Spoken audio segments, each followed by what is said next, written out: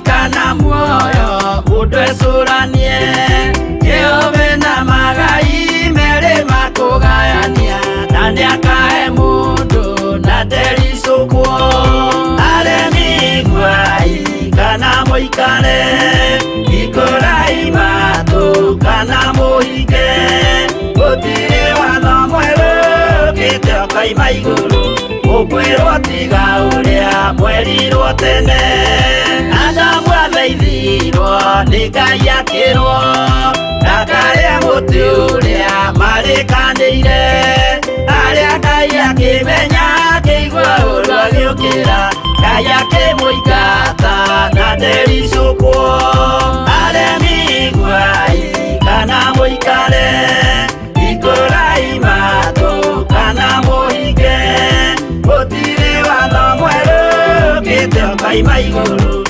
ukwirwo tiga uria mwerirwo tene. Sisi kitu hivi pia sio kitu pia yenyewe sisi tumepanga hiyo the juu ya God. So tunashukuru sana sana sana, and it's a very big and warm welcome kutoka kwangu kijana wenyu tall, dark and inspiring MC MAINA mwenyewe. Yeah, na hapa the mix lover DJ KEVVIS, yeah, the one and only. Yeah. Na kwani unanawa mkono? Yeah, the one and only nimeweza kufika hapa. Yeah, manze na nashukuru Mungu kwa kila jambo ambalo ametutendea. Yeah, tumekuwa lakini we are back again with WITHI. Yeah, mimi hapa na MC MAINA. Yeah, na tukiwa hapo DJ KEVVI. Yeah, na tutakuwa tunaletea WITHI every Saturday from 2 to 4 p.m. na always stay tuned Theophilus TV MURATA wagai. Yeah. Kabisa. Na najua mnajuza tulikuwa tumepotelea wapi na tulikuwa tumeenda kuchimba content. Na mali tulikuwa tumeficha na tulikuwa tunataka kuchimbua ama. Kabisa. Sasa hata msijali ni venye saa mwezi mkaona video zetu ziko na mchanga. Sasa ndio tunataka kuchimbua content ya mwisho tukiingia on the airwaves. Lakini all in all tunashukuru God sana. Yeah, it's been a long time lakini Mungu ameweza kuwa nasi. Before tuendelee sana, cha tuanze kwa njia ya maombi. Yeah. Father Lord, we come before you this afternoon, thanking you, God, for meeting you, oh God, for being with us, giving us, protecting us, oh God. We thank you, O King of Glory, for this another humble chance, oh God, and another big chance that you have given unto us, O King of Glory. We know, God, that is not by our own might, oh God, but it's because of your glory and honor, oh God. As we start this show, I pray, my dear King, that you will be with us, oh God, and as we continue, oh God, with it, oh God, be with us till the end, Almighty King. In Jesus' name that I do pray, believing and trusting.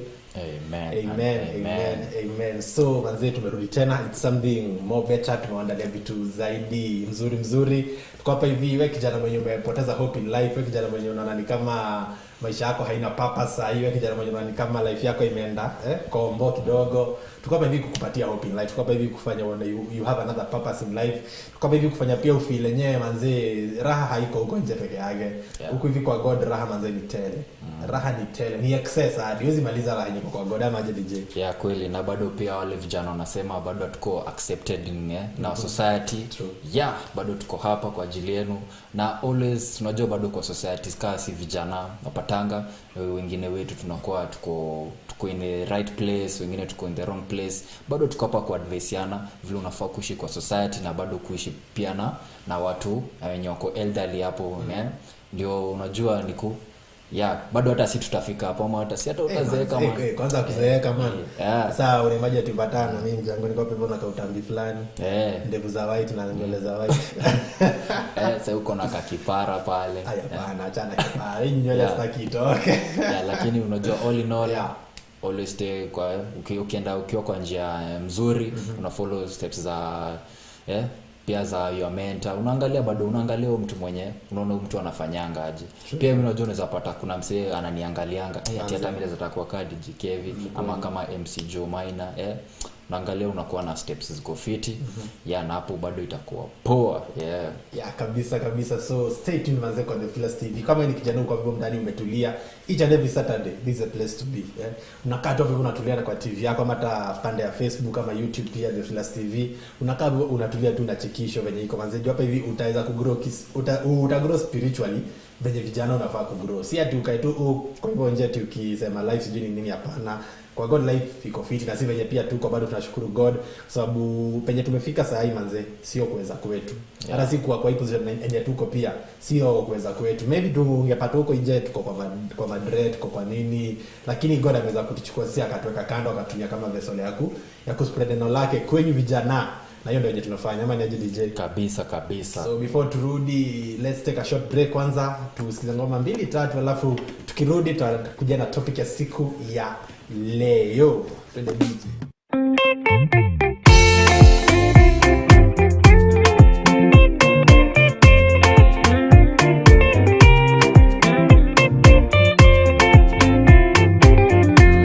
Muthigari uria mwega ni uria ruagira muthamaki na inyo tuku na muthenya nĩrĩo heagwo thũmbĩ arĩkia kũhotana thigari cia Jehova ũtatũ mũtheru rũgamai na hinya mũhui wa coro rũgamĩte rĩera-inĩ nginya tũhotane.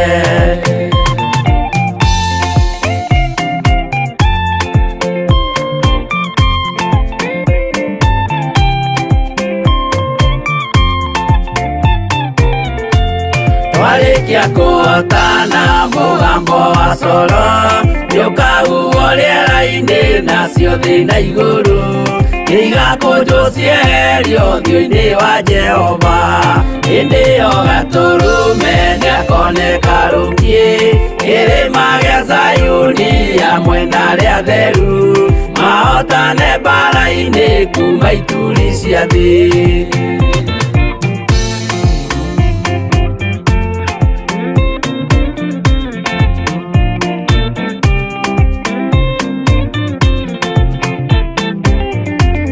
Nyageta arĩa theru nĩguo mahurũke namo maithori mao matuĩke gĩkeno ndũrĩrĩ cia thĩ yothe ikarĩra na kĩeha nao arĩa marutire mawĩra matũhũ ũrĩa nĩkĩ makona guoko-inĩ kwa Ngai na ituĩro rĩa kĩhoto marorio mwaki-inĩ.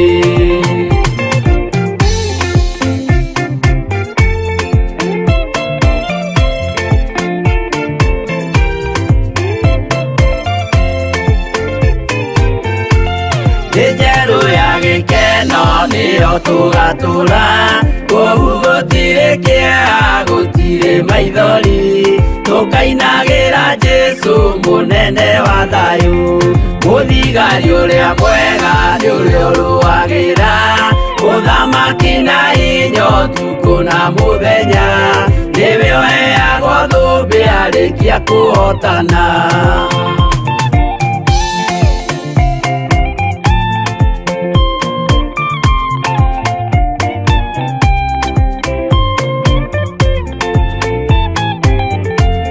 Walikia kuotana mugambo wa coro nĩũkahuhwo rĩera-inĩ nacio thĩ na igũrũ igakũnjwo cieherio ũthiũ-inĩ wa Jehova hĩndĩ ĩyo gatũrũme nĩakoneka rũngiĩ kĩrĩma gĩa Zayuni ya mwena rĩa theru mahotane mbara-inĩ kuma ituri cia thĩ.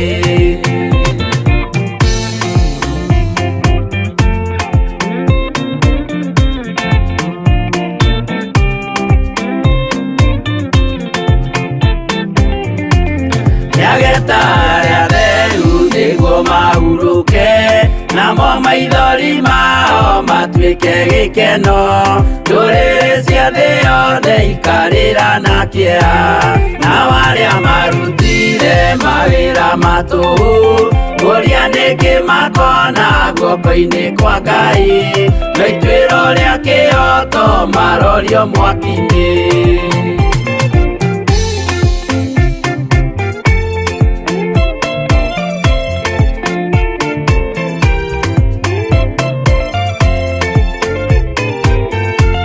Njeru ya gĩkeno nĩyo tũgatũra kũu gũtirĩ kĩeha gũtirĩ maithori tũkainagĩra Jesũ mũnene wa thayũ mũthigari ũrĩa mwega nĩ ũrĩa ũrũagĩra ũthamaki na hinya ũtukũ na mũthenya nĩwe ũheagwo thũmbĩ arĩkia kũhotana.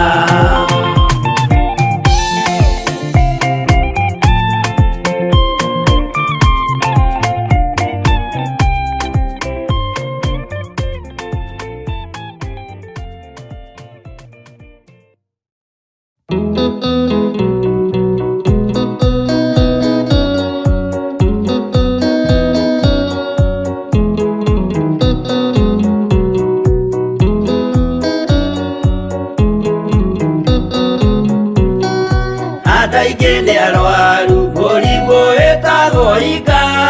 Oya Ngai mũhonio, oya Ngai ũmenye ũrĩenda, na ũhoe Ngai ũmenye ũrĩa thũire. Ngoro kũrathimwo nĩ ya mũndũ tarwaraga mũrimũ wĩtagwo njukũ, nĩatũragio nĩ mahoya. Oya Ngai ndũkanarware meciria.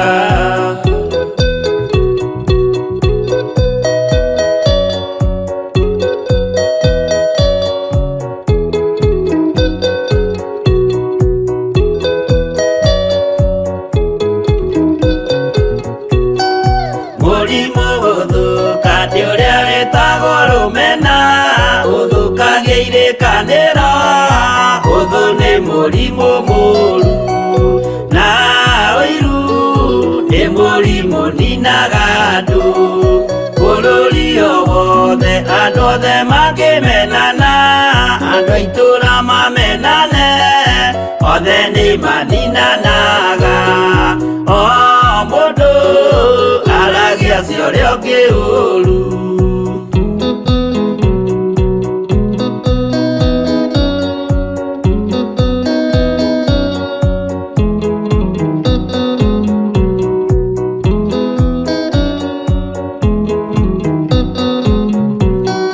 Rĩrĩa andũ mena ũthũ meciranagĩria ũru, na magathũkia maũndũ, mũndũ akei ũndũ wa ũrĩa ũngĩ. Gĩtũmi othe nĩ arwaru meciria, ũiru ndũngĩhota gũtũria kĩrĩkanĩro. Ũiru ũrwaragia meciria, gwĩka wega gũgathata, rĩĩtwa na irĩkanĩro igathũka.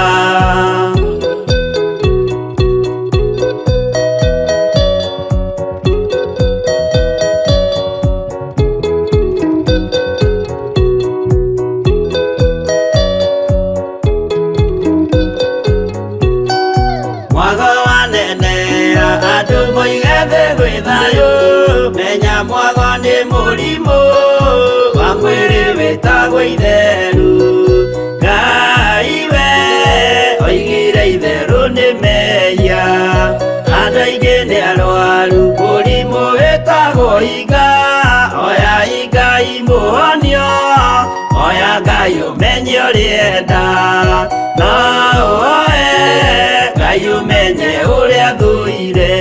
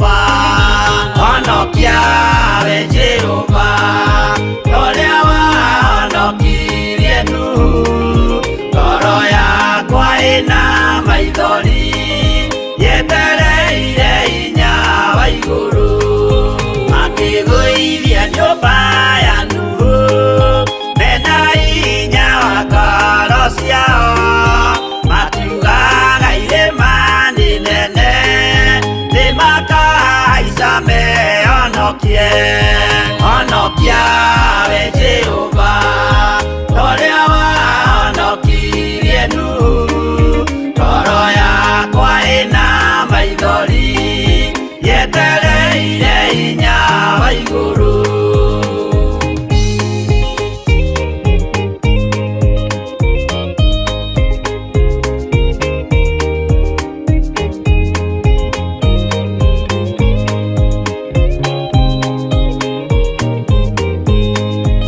akĩinũka kũrĩa na kũnyua Jehova akiumĩrĩra Nuhu akĩmwĩra iko nĩ kinyu tonya thami na ngũhonokie honokia we Jehova ũrĩa wahonokirie Nuhu ngoro yakwa ĩna maithori yetereire hinya wa igũrũ arata kwathikĩrĩriai maĩ mathira nĩeĩtire ndakare gĩkuũ kĩa maĩ no kĩa mwaki gĩtagathira honokia we Jehova ũrĩa wahonokirie Nuhu ngoro yakwa ĩna maithori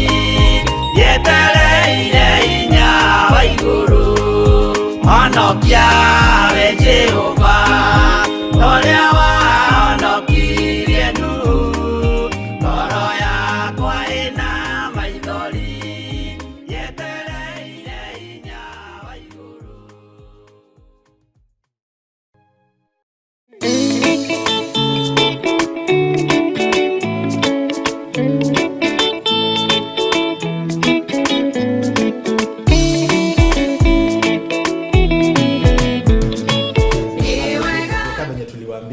tumerudi tukiwa na more content kwenye turudi pia tukiwa na more of kujenga tunataka kujenga vijana manze kwa sababu hata sisi tutafurahia tukiona vijana wengi wamekaa msaidi ya Christ tutakuwa na more happiness tukicheki vijana wengi wenye tunajua nao wamekaa msaidi ya Christ sio kukaa kwa hizi vitu za dunia bana napata kijana huko nje ni msemo mlikuwa mnasoma naye lakini venye anachapa tei na nini huko nje hadiwezi mjua manze mtu amezeeka jo msemo zeeka na mkorika moja maybe hata ni mdogo wako lakini amebit tu mbaya lakini hiyo si kitu poa kwanza kukunywa tei ukiwa yani unajua ina nini bado tu mbaya unajua kuna mtu atasema DJ alisema ni mbaya kunywa tei ukiwa kijana so acha ningoja nikuwe mzee nikunywe hiyo kitu achana na hiyo kitu si nzuri one thing inakumaliza health yako inaharibika kweli kama wewe ni mtu maybe unakuanga na ka baby face unaanza kuzeeka unaona tu appearance yako tu kama ulikuwa mtu unakuwa clean wajipata umeanza kurudia nguo umeanza kuwa mtu mchafu so tunapatana na maybe unaweza patana na classmate wako anashindwa bado unule Kevin mwenye tulikuwa tunasoma ni yeye kweli juu yenyewe amechange unajua kuna ile sasa ukipatana na maybe msemo ulikuwa mnasoma naye unasema umechange ni either amekuwa mkubwa ama ameslim ama unapatana naye unasikia akipatana beshaisa juzi tulipatana na JOHN.Yet amechapa shangarada unashindwa ni nini unasikia maybe hiyo ni drugs anatumia madawa alitumia mpaka zikamharibu hiyo sikio unaona tena hiyo sikio tena hiyo si picha mzuri unakuwa the talk of the society bado unapata mzazi wako anakuuliza na ule rafiki yako mwenye alikuwa nini mkiwa shule mlikuanga hapa na pale aliendanga wapi hata unashindwa utamwambia aje kwanza hakuna kitu mbaya kama iko ni rafiki mamako alikuwa anakukataza kuhusu alafu after umeshamaliza shule inaenda pia ndo anakuwa na life mbaya zaidi like hapo napowezi ambia mama yako kitu si nikamwambia wacha na nini ya ule kijana sasa unaona vile yako hizo vitu kama hizo so pia hata ukiwa usikue wewe ni yule mwenye wazazi wanatumia kama example mbaya ati unajua Willy ni sio kuona utembea na Willy. Kwa nini Willy hapa tabia mbaya? Tunacheki mtu mkapa ama nani usikue unatembea na ni msemba like usikue kielelezo mbaya kwa nini wazazi ama like watu ule mwenye ati mbona huwezi kuwa kama Kevin, mbona huwezi kuwa kama mtu fulani wa nini fulani, lakini wewe ni ule mwenye usikue kama ule kijana ufanye hivi na hivi, ule kijana anakuanga hivi na hivi, like vitu kama hizo. As a Christian, when youth Christian manze, isikue hizo ndio vitu zenye mtu anatumia example kwako. Adhani na mtu akuja aseme kuwa basi kama nani Willy kuwa anaenda kanisa ameokoka na ananga stories ananga hizi story mingi mara atapatikana na mashida alikuwa patikana sijui na msichana wenyewe ati ameka ready na aoshi ati amepatikana amelala kwa mtaro ati ameonekana akitoka pale fulani. Unaona hizo zinakuanga bad experience. Bado unapata unaibisha bado mzazi wako ukiwa kama kijana ati anaitwa nini mtoto wake ati ndio amelala hapo amekunywa mpaka ameshindwa hadi kuamka. Bado unajua hiyo si picha nzuri. Juu bado hiyo ni unajiharibia wewe mwenyewe na unaharibia mzazi wako. Juu mzazi wako atakuwa the talk of the society. Ati mtoto wa kijiji ati mama nani mtoto wake kazi yake tu ni kuleo. Unaona? Hakuna kingine anajulikana nayo. Kazi yake tu ni mama mtoto mama tulimzoanga achana na yeye. Unaona? Tena hiyo si poa ati hiyo tulimzoanga. Nafaa kuwe good example. Unajua kwanza vile mzazi akisikia mtoto wake anatumika kama example ni inakuanga picha nzuri sana. Juu bado obvious unaweza kuwa the moment umekuwa good example to the society, the time utatoka urudi, unaona kuna generation yenye uliacha hapo. Maybe kuna watoto maybe ukiwa kama high school walikuwa kama ndo wanaingia ECBC CBC naambiwa maybe anasemanga mimi nikiwa mkubwa nataka kuwa kama nani hivyo nasikia kosa yenye unafanya maybe mali unafanya kazi na kwa good example na bado una motivate bado mtoto wako hapo home. True. Juu anaona yenyewe kwa hii life lazima hard work. Unajua bado lazima ukue smart na ukue hard work. Hizo mbili lazima zipelekane. You must be smart na bado ukue na hard work. So, lakini pia kwa hiyo point bado wazazi pia waache hii kitu ya kulinganisha watoto wao na watoto wengine. Unapata like unasema ati bado ni kweli. Mbona usikue kama nani? Mbona usikue kama nani? Okay, yes, kuna venye unaweza ambia mtoto wako ati angalia venye nani ufanya, but the moment tumeanza kumwambia mbona usikue kama Kevo, mbona usikue kama Asami, mbona usikue kama mtu fulani, like unajua all kids ama all people are able to differently. Kila mtu akona venye uwezo yake imefika. But pia yeye kama wewe yule kijana mwenye maybe unafanya vitu mbaya, obviously lazima atatafuta mtu mwenye akona tabia nzuri ya kuambia kuwa kama nani, fanya kama nani. But kama wewe ni msemo mwenye yani uko sawa, mamako maybe ana shida na wewe like unafuata venye kunafaa kuenda, I don't think kuna siku mamako anataka kuambia ati mbona usikue kama nani. So pia bado sisi wenyewe ndio tunachangia wazazi kutuambia mbona usikue kama mtu nini fulani, mbona usifanye venye nani ufanya. Lakini sasa imagine kama unafanya the good things, wewe ndio utatumika kama ni example. Good example. Wewe hadi ndio msee atakuwa mama ya mtu, unasikia mama ya mtu hata umjui ati si ukue kama nani Kevo, si ukue kama nani, like ni msee mwenye ujui, but cause ya tabia yako. Unajua tabia ina sell out msee. Like hata sisi wenyewe kama tungekuwa tunawaka Theophilus, alafu zile tabia tunafanya nje ni mbaya, I don't think tungekuwa hapa. Cause siwezi kuwa nakuja hapa ninawaambia fanyeni hivi na hivi, alafu nikitoka hapa mimi nimeenda kusele niko party mahali fulani, after hapo nimeingia bar fulani nimepitia, before nifike kwangu na kazi kwa hata unaona like kama hiyo tabia yako ndio inakusela utuko nje.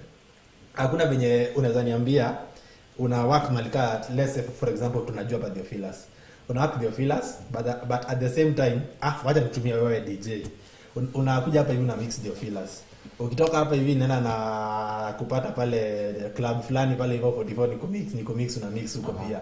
So unaona hiyo hakuna venye zinapelekana, but ni kiweza kupata una mix huko Theophilus, alafu ni kupate Sunday church mali pengine ni mix una mix, hiyo sina make more sense because ziko at the same nini. So wewe ndio utanuka kama kielelezo kizuri kwa jamii ama kwa watu wenye mko rika moja na wao, ama utaongezeaje DJ?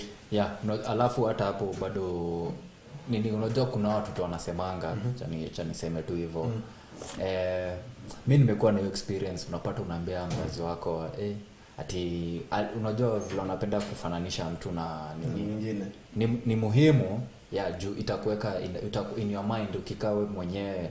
Unajua unajitanga kama mkutano nasema na ni kweli kenye mama ananiambia madada ananiambia ni kweli, but mtu tu na kiburi anasemanga unajua sisi hatufanani. Unajua wengine wetu tunasemanga hatufanani, ati mimi siwezi fanana kama MAINA, siwezi fanana kama WITHI, unaona. But the moment umesema kitu kaa hiyo, kitoka hapo mimi niko na experience. Moment umesema tu statement kaa hiyo, alafu wewe ndio ufanye the same kenye uliambiwa tu na mzazi wako usifanye hivi, kuwa kama nani hiyo kitu inakurudianga sana na unakuwa na so much guilt unaona nani kweli unapata yenyewe kenye nilikuwa naambiwa na mama either kitu mbaya happen, unaanza kusema I wish I knew. Hiyo si kitu mzuri. I wish ningekuwa najua. Hiyo kitu poa sana. So kenye bado unaambiwa tu hivyo tu, pia atakuwa look up to kuna ule mtu azin unaangalia tu role model kwa mtu. Exactly. Na bado pia wewe kuwa na role model, unaona kenye anafanya. Hata kama role model wako ni nani? Ni mimi. Hapana, huwezi kuwa role model wako. Yeah, now emotional damage. That is what's called role model wako. Maybe at kuna place nyingine unajua kuna ule role model mmoja unasemanga naweza taka hapana next time tutasema next time. Atasema next time. Sio tunaongea kuhusu hiyo. Tuongee next time tu bado. Tutakuja tu hapo tuongelee. Okay, so pia bado in that part ni role models. Make sure the people una emulate. Ni people wenye wako na stake sama a good name. Hata tuseme it's people wenye wako na ninasema they are morally upright according to the society. Ni people wenye wako morally upright, because this uwezo kaniambia unaenzi kuwa mlevi fulani analanga hapo kwa mtaro kwenye nje, ama uniambia tunaenzi kuwa mtu fulani maybe anafanya vitu zenye ungodly things, let me just call them ungodly things. Uwezi ukakuwa unatamani kuwa mtu kama huyo. Obviously mtu mwenye una emulate kuwa tia kwanza ni mtu make it in life. Ama tuseme kuomoka. Sana najua tukiangalia mimi nikiangalia mse na angalianga. Sasa niangalia mse maybe ameomoka, mse ako na kakitu pia, mse na life yake inaenda fiti, mse najua anafuata vitu zinafaa, because pia kuomoka inachukua kuna watu wamepitia other ways. So unaangalia mse mwenye ameomoka, at least uko sure mse anatumia shortcut kuomoka. Si ndio? Like kwa sure mse mwenye una emulate ni mse mwenye ako sawa, yani ni mse pia morally upright, unaelewa huyu mtu ako hivi na hivi, anafanyanga hivi na hivi. Maybe ni mse mwenye pia mnaenda church moja na una make sure ako hivi na hivi. And with that being said, hiyo ni section ya kwanza, hiyo ni section ya talk tunaita youth talk section. Hiyo ndio tunakuja kwa hivi tunawapatia advice kidogo. Tumwambia tukirudi tumerudi na new things. Pia tuko na section ya hot trend in manze, tujue vitu zinaendelea huku hivi nje, because vijana najua pia vijana wanapenda kuwa updated. Because najua pia huku hivi nje kwa ni both places in the gospel, pia bado huku kwingine vitu zina happen mingi huku nje, na zote zinahusu vijana. Mingi zenye hata zina happen zote zinatupata huku nje, iwe ni pande ya gospel iwe si pande ya gospel, tunajipata tuko the center of everything. So pia tukiwa hapa tutakuwa pia tunawaambia vitu zenye zina trend. Kwanza kama hii wiki sio vitu mingi zenye zimeenda, vitu mingi zimeendelea pia. Kwanza shembeteng wewe shembeteng najua, lakini hata sielewi kitu man. Na bado in addition hapo kwa your role model, kuna maybe mtu mwenye una nini, maybe ni role model wako. Ukiangalia maybe Kenya anafanya, unafaa tu unamuuliza, maybe kuna wewe una aspire for example kama mimi kuje mtu niambie hata mimi nitakuwa DJ. Unakienda kwa hapo kama mimi vile nilienda kusema nitakuwa DJ, unaenda hapo unamuuliza so ulianza aje, how many years umekuwa kwa hii industry, hizo vitu zote vile ulijifunza, how long it take ndio ufikie hapa mali huko, ilikuwa aje. Obviously it's never been ikwangi rahisi. So kuna vitu atakuelezea, na pia wewe obvious inaweza happen maybe utazipitia, utaenda tu kama umeflow. Unajua kuna favor ya God, una bado unajua ngiri ni destiny yako, na bado favor unapata wewe. Ukianza mingi tu hivi DJ Academy after tumemaliza those months kujifunza unashoot kanaanza kuenda tu wewe unaenda tu kuenda ujuangi maybe alikuwa anakuambia venye alipitia life ngumu kuingia ati ni nini wewe hakuna pata ina but nipo ukiambiwa hivyo unajua ndo unakuwa na experience ndo nikiingia hapo unajua vitu zenye utapata hapo unaona hiyo ni kitu poa si peke yake kwa hii industry pia hizi places zote kuna challenges bado ukiwa hapo campus kuna challenges unajua high schoolers hiyo ndo mwambie hata pia high schoolers wengi tunataka kuingia kuna mwenye atakwambia yeye hataki kuingia masomo ikifika mwisho high school form 4 ni hivyo akishapata certificate ni hivyo but then ni serious ni watu tulisema kusaka sasa nataka kusaka do anasema masomo mimi nafikisha tu chapata certificate ni hivyo tu hapo pengine mimi nita hustle unajua well and good iko tu poa bado na ule bado kuna ule mwenye akimaliza akipata tu cert anataka kuingia campus kuendelea na maybe kuna beshte yake yako campus unamuuliza na campus kunaendanga aje first year second year hivyo third year fourth year life iko aje huko bado una experience obvious first year uta struggle atakwambia hivyo but unapata wewe utakuwa tu fiti as long as uko in a good lane unajua what you are doing usiende tena ujichanganishe huko ujipate umeanza kujipatapata kwa shida hivi lose focus kwa masomo unajua lose focus kwanza tuseme kama first year hivi na kwa watu hapo talking about first years unapatanga msee sijui mbona I think sijui ni pia pressure but tuite aje msee the moment ameingia first year I think hapo ndo watu waanza kuharibiwa akili most people unapatanga mtu hapo ndo anaanza kuharibiwa akili but then hapo kijana uko hapa mtaa hii you can attest to this ni ukweli na ucomment hapa hivyo pande ya Facebook na YouTube pia useme Theophilus TV pande ya YouTube alafu Theophilus TV Church pande ya Facebook wengi wakiingia first year campus but unapata kanichalia madem mzee alikuwa innocent mzee hata kujua teini kusema nini arongemwambia ati mjango unajua madem ati mimi hata sijaiguza hata dem sijui nini lakini the moment manzee umeingia first year nini ukua ni influence ya watu ama ni ka spiritual fulani kana kuanga kampo mingi ama ni nini ukua wewe kwa hapo unasema ni nini ukua kwa first year hiyo ni pia pressure ndo kitu kubwa sana juu one thing sasa nione ni kuone wewe juu uko na DM for example hata mimi na nione yenyewe na mrembo hata mimi bado nitasema hata mimi nataka DM nione umeenda inaitwaje kuna hiyo sijui hiyo jina imepotea hiyo party hiyo first year hata unataka tu kuenda freshers nini pia hata unataka kuenda utakujua nini na happen ukienda huko ambiwe onja hii uonje unajua nini unaonja nini kumbe ni kifo yako ukianza the moment umeanza tu kitu inaanzanga polepole unakuwa baka hadi hivyo tu polepole wajipata wewe ulikuwa mtu wa kanisa but umeanza kukunywa so unaona umeanza unasema baka hata ndio unauliza baka sasa hii weekend tuko wapi sasa au ngojei hata ngojei kuitwa tunasemanga ni form ngojei hadi form kaimane wewe ndio unatafuta hiyo form sasa the bad thing about kuanza inakuanga free hakuna mtu hukulipisha kuanza kama unje kunywa tei manzete yako ya kwanza itakuwa free ni free kama unje ipiga shash ama shash kwa wazazi shash ni bangi kama unje ipiga shash ya kwanza kupiga itakuwa free hapo ndo nakulipisha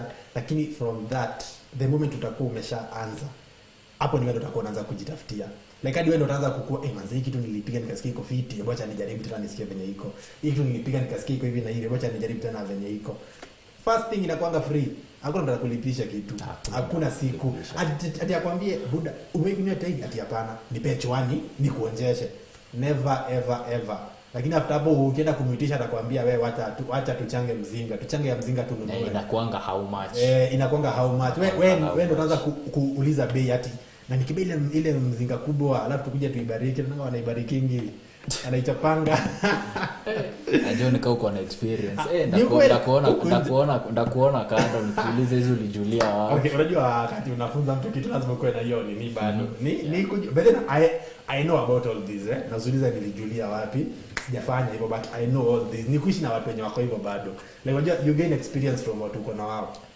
So unapata ya kwanza ulipatiwa katot. Ni kadogo tu ulipatiwa, shika hako ukunywe. The next time wewe mwenyewe ndio utaenda na ile kitu ulikuwa umeniwekea iko wapi, unaambiwa pale hivyo ni roabe, pale hivyo inauzwa, so unaona kimbia hapo unachukua. Lakini from the moment utaanza kukunywa hiyo manze ati Joseph si tuchange ya mzinga manzele on kijani tufanye hivi na hivi, wewe ndio unaanza kuitia watu vitu zingine form hapo hivyo nini na yote ni juu ya peer pressure. Hakuna mtu alikwambia, hakuna mtu alikuforce, hakuna mtu alikutuma hapo, hakuna mtu alikulipisha, ilikuwa free. Kwanza ulikuwa uchague either ukubali ama ukatae, lakini wewe mwenyewe ukaamua kukubali. Wewe umefanya kitu kama hiyo hivyo kujaribiwa mara mingi sana, but kama unajua kenye unafanya unabaki strong.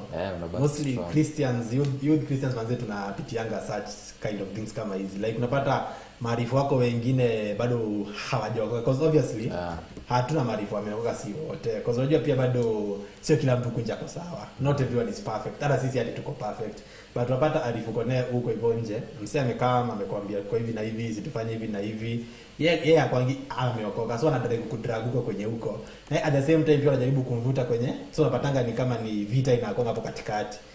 Wanna try kumleta huko ati manze come kwa God kuko sawa. Naye anakuambia hapana, wewe acha nikuonesha life huku venye iko. Wacha nikuonesha venye huku nje tunasukuma hizi vitu. Na hapo hivyo unapatanga wase wengi hukupotea. Unapotea. Alafu ukimuuliza mbona unatumia, kama ni maybe ni unakunywa pombe ama unatumia hizo vitu zingine drugs hizo. Nakwambia mimi ikifika kuna age itafika na ngoja nikifika age mimi naachana nayo. Siku ile tunamaliza tu hivi na maana achana na. But tunapatanga kuna mwenye by the ako serious, ukimuuliza hivyo na by the mbona unatumia hiki? Ako serious akifika hiyo age anaacha. Ako serious anakuambia nikifika 22 years ama 23 mimi kitu nawachana nayo. The moment tutaruka tu hivi mwaka tuingie kama 2023 mimi naachana na hiki kitu. But akwambia reason ni gani? Anakuambianga hiyo deni nitawacha ndio nitakwambia mbona nilikuwa natumianga hiki kitu. But unajua mtu kama huyo huwezi shinda hata ukimforce. Unangojeanga, unategea tu hiyo date ikifika unamuuliza leo imefika sasa mbona unatumia, na kuna ule tu bado anakuambia wewe achana mimi. Unajua mtu kama huyo all in all mimi nitajiambia mipango mimi nimekusaidia venye naweza but bado sitaacha kukuambia, ndarudi tu kukuambia ukweli. Siku nitakupata kwa shida na kuambia si nakumbuka siku fulani nilikwambia achana na hiki kitu ukusikia lakini manze hiyo kitu si fiti. Vijana huko so achana na pombe. Manze let's try and live not okay, tunaambianga no one is righteous, but let's try and live a life yenyewe hadi wewe mwenyewe utafurahia, like ukiwa hapo hivyo unakaibi una reflect life yako, unaona by the way me I'm just living my own life. Naishi venye pia God anadai niishi. Like hakuna mahali unakoruzana na nini vitu zingine, because okay we all of us venye nimesema hatuwezi kuwa perfect. Wewe huwezi kuwa perfect, mimi siwezi kuwa perfect in my own way, but if to make a God kwa mambo yetu, if to make a God kwa mipango yetu, if Kenya tunafanya yote tunaweka God mbele, tunamuomba God hapa hivi tusaidie, God hapa hivi tuonyeshe njia, God hapa hivi niambie nikifanya hivi na hivi itakuaje na aje, like make your connection yako na God ikuwe ni strong, at least hata time maybe uko in troubles God atakam through kwako. Time maybe una feel kama uko chini, ukienda tu kwa God everything will come straight, but seti cause unasikia mse pia ukimuuliza nini inafanya ukunywe ati manze mimi niko na stress, ni kuachwa niliachwa sijui nini. Ukiachwa kuachwa nayo siku hizi ni kawaida. Huko nje watu wanaachwa by the way. Siku hizi watu kunje wanapigwa character development manze. Vijana huko nje by the way sijui rada siku hizi ni gani. Watu kunje wanapigwa character development ingine clear manze. Hakuna kubembelezana. Wewe ukiachwa wachana hiyo kitu, achana nayo bana. Kama uelewi venye life inaenda ya love, achana na love kwanza. Time yako ya love itafika. So ukiniambia ati unakunywa teiju umeachwa, ati unaambia tunakunywa teiju chali yako ama demu yako amekucheza, mimi kitu kwanza nitakuchekelea manze. Mimi kama Jomaina nitakuchekelea. Nikuulize umeachwa juu ya nini? Okay, ni nini hiyo demu yako alifuata kwa huyo? Obviously excuse ukuja mingi. Mimi nitakwambia tuende kwanza base ya moto. Tukichekanga tu kwanza nichekelee. Base ya moto rasa ndo kiniambia kenye happen. Na kwanza si wewe utabaini yeye. Ani anabai. Sijue ndo anataka kusaidiwa. Juu hata ukiangalia tunekifika hapa story na finances ukiangalia hiyo ndio yenye unatumia kwa TE hebu ukipiga tu hesabu maybe mtu alianza kuTE akiwa high school unapata ulikuwa unajengwa pocket money kama ikienda sana unapewa kama 1000 hivi hiyo 1000 TE obvious ni kitu expensive na hizi vitu zingine hizi madawa ni vitu expensive unapata unatumia kama nini kwa term before hata uende mita umetumia ka so 6 within 1 week manzi hata unajua hata kuna wase unamuuliza akiwa high school msee ana save by the time anamaliza hizo miaka 4 maybe ana saving kama hata ni so hivyo kila time ama unapata kwa mwezi mbili anasema nita save kiasi fulani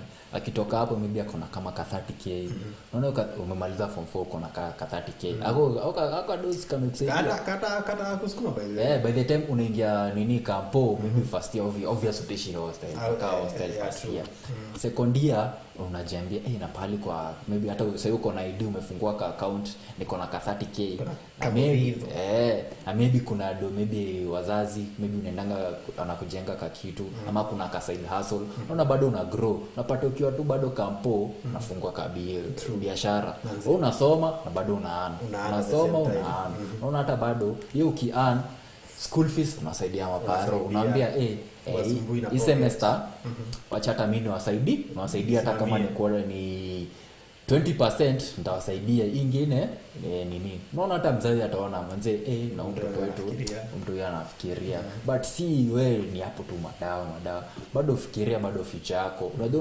unaweza malize kampo and then vitu ziende upside down maybe ukose kupata job maybe vile ulikuwa umetarajia so unaona kuna hii base yenye utakuwa umenini maybe hata experience jaribu hivyo achana ndio kuwe na unaitwa open minded na bado na open minded obvious the moment umeanza kutumia madawa your brain inaribu your brain cells wewe utakuwa unafikiria tu maybe ukikosa kutumia kitu kichwa inaanza kuuma so hivyo ndo anasema kichwa inaanza kuuma so unaona mtu kwa sasa utamsaidia aje but the moment unamwambia manze unacheki donye ulikuwa unatumianga hivi hebu cheki saka sasa unaona mimi tulikuwa tunasoma naye na unaona sasa mali nimefika hapa akando kabisa kangu maybe hata amefungua ka PS kanini hapo lakini usifungue base ya ajabu hiyo tena nayo achana nayo inafaa hivyo bado unakuwa mtu unakuwa hata entrepreneur alafu hapo kwa early 20 in your 20s before ufike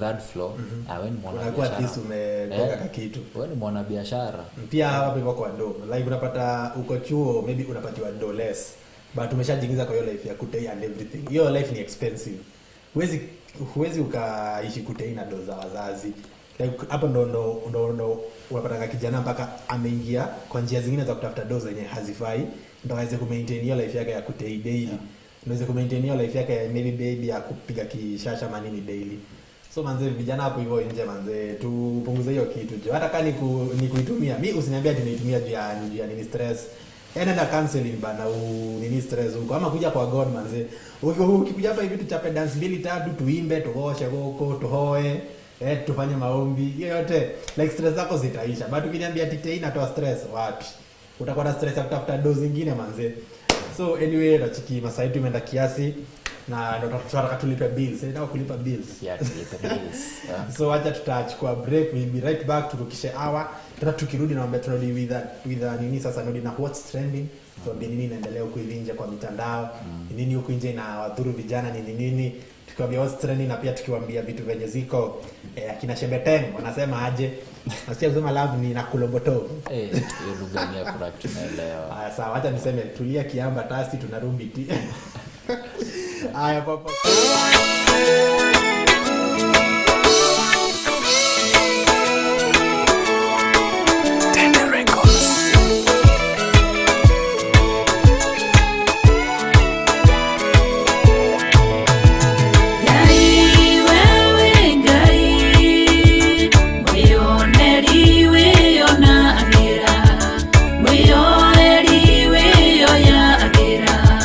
Mwirereri wireragira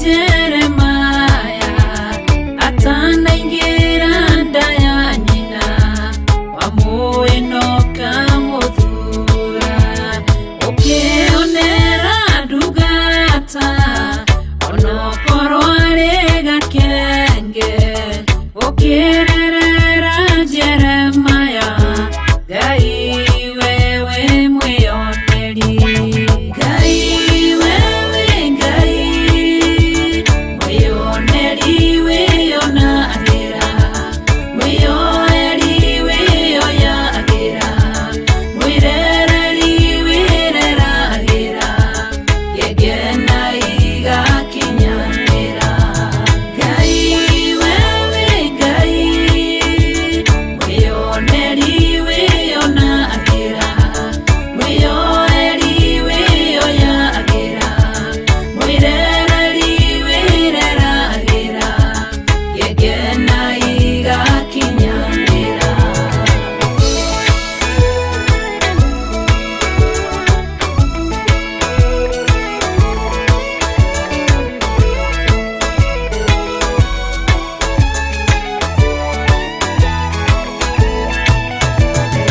Umenyewe mwĩoneri wĩoneire Musa Misiri egakabu-inĩ maĩ-inĩ ekanaka rũkenge ũkĩrerera Musa rĩwe nginya agĩtuĩka mũtongoria kĩruta Isiraeli Misiri Ngai wewe mwĩoneri Ngai wewe Ngai mwĩoneri wĩonagĩra mwĩoeri wĩoyagĩra mwĩrereri wĩreragĩra gĩkena igakinyanĩra Ngai wewe Ngai mwĩoneri wĩonagĩra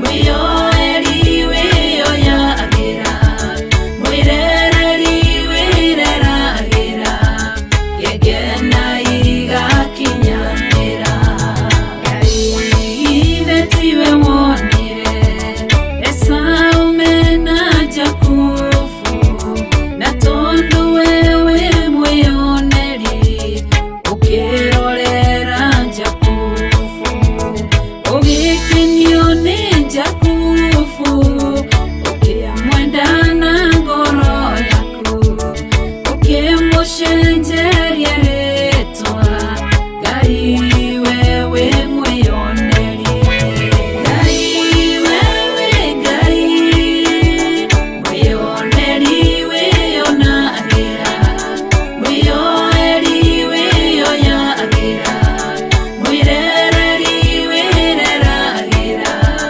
gĩkena igakinyanĩra Ngai wewe Ngai mwĩoneri wĩonagĩra mwĩoeri wĩoyagĩra mwĩrereri wĩreragĩra gĩkena igakinyanĩra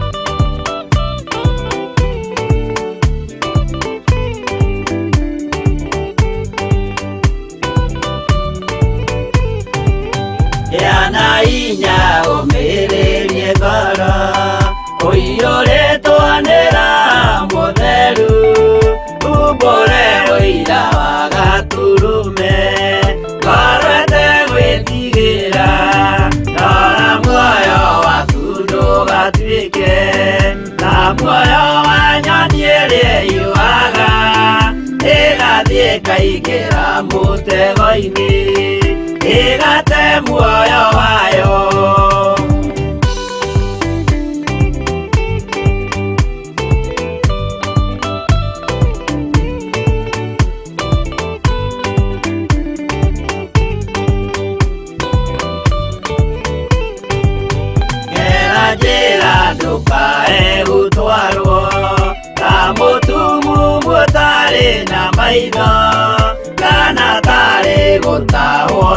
andĩkĩtwo nĩatũmwo maeni ndũkanarũmĩrĩre ta ndegwa ĩrĩa rũmagĩrĩra mũthĩnji na NDUHIU nĩyo yathiĩ gũthĩnjwo na rũhiũ yume muoyo.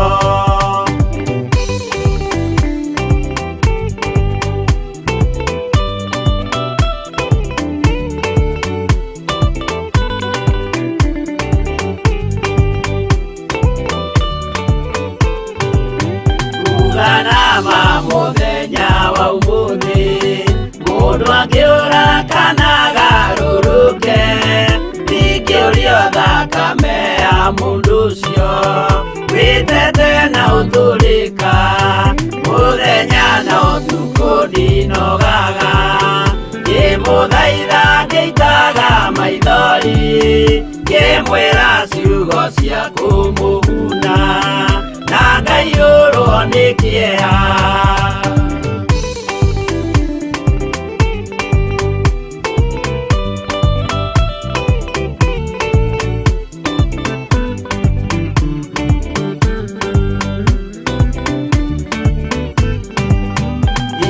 Ndatithia ta ndĩna guoya ngĩmũthaitha ngĩitaga maithori ngĩmwĩra mwĩmenyagĩrĩre andũ matikana mũhenie kĩana hinya ũmĩrĩrie ngoro ũiyũrĩtwo nĩ Roho Mũtheru umbũre ũira wa Gatũrũme ngoro ĩtegwĩtigĩra.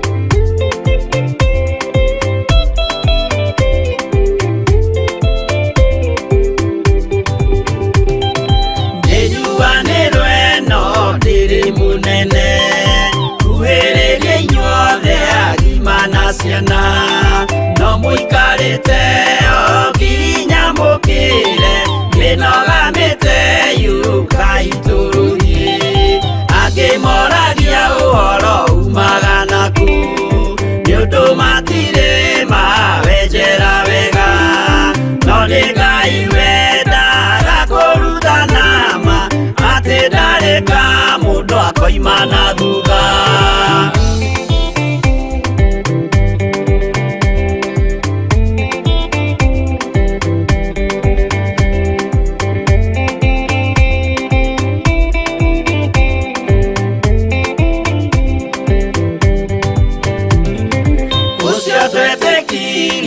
Thĩinĩ wa mũndũ na kamenyeka nĩ kuga na gwĩka wĩtĩkio tarĩ meko cio nĩ mũthatu no nginya wambe wĩke ũcoke ũrutane waheirwo roho ciatuĩke kĩmũrĩ itho cia ithwaka mũguragĩria ma mũndũ mothe marĩ na mũthia ona makĩenjerwo mũthingi ũrĩkũ.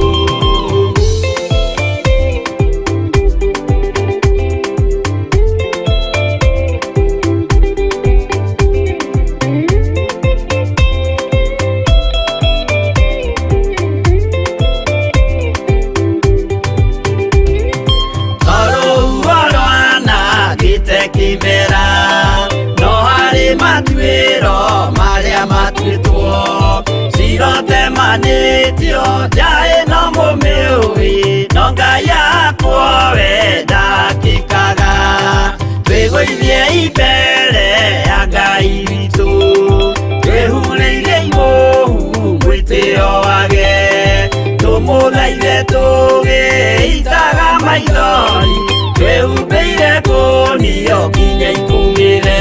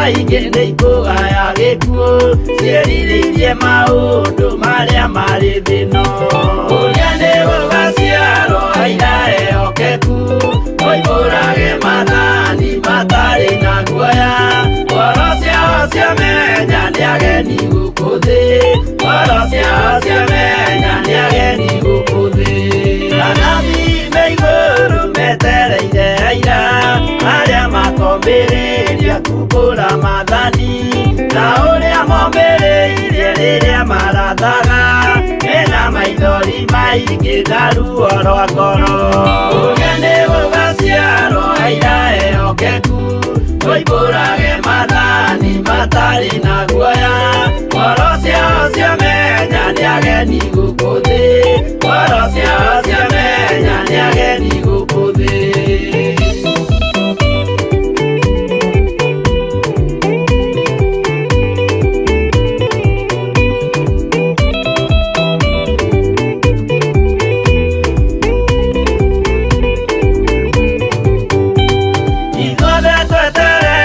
gĩtĩ-inĩ gĩa cira kĩrĩa kĩrigicĩirio nĩ itĩ cia athuri arĩa mĩrongo ĩrĩ na mehumbĩte ũthingu na magekĩra thũmbĩ cia thahabu mĩtwe ũrĩa nĩ gũgaciarwo aira ehokeku oimbũrage mathani matarĩ na guoya ngoro ciao ciamenya nĩ ageni gũkũ thĩ ngoro ciao ciamenya nĩ ageni gũkũ thĩ acio nĩo matuirwo kĩama kĩa Jehova nĩ ngombo cia igongona rĩa Roho Mũtheru mahoi mabatĩte makoroirie thingu magocaga ithe witũ makoiga ameni ũrĩa nĩ gũgaciarwo aira ehokeku oimbũrage mathani matarĩ na guoya ngoro ciao ciamenya nĩ ageni gũkũ thĩ ngoro ciao ciamenya nĩ ageni gũkũ thĩ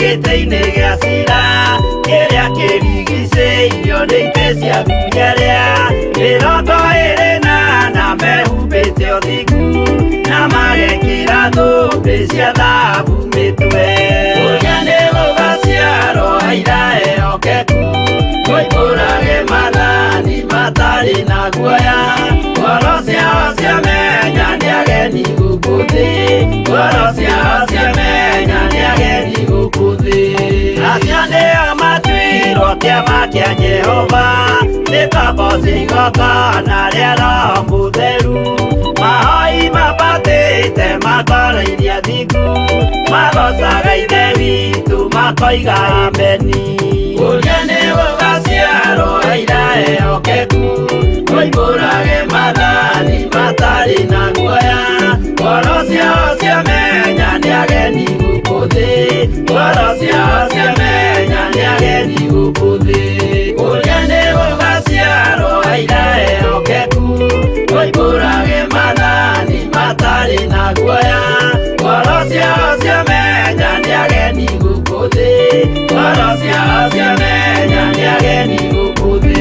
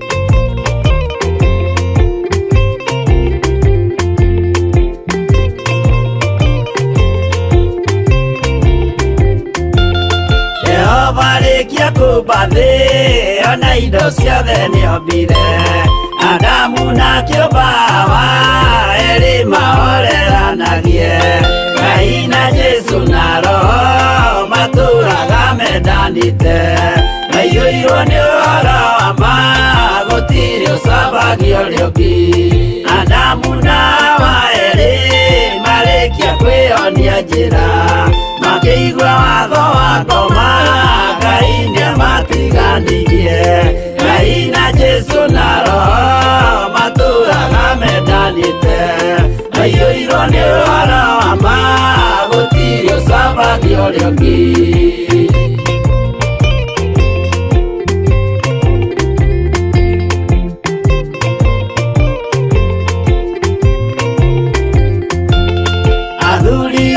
kanitha mwĩtanĩra Ngai tũragai mwendanĩte kinya mũthenya wa gũkua Ngai na Jesu na Roho matũũraga mendanĩte maiyũirwo nĩ ũhoro wa ma gũtirĩ ũcambagia ũrĩa ũngĩ athuri na atumia mwĩtanĩra Ngai tũragai mwendanĩte kinya mũthenya wa gũkua Ngai na Jesu na Roho matũũraga mendanĩte maiyũirwo nĩ ũhoro wa ma gũtirĩ ũcambagia ũrĩa ũngĩ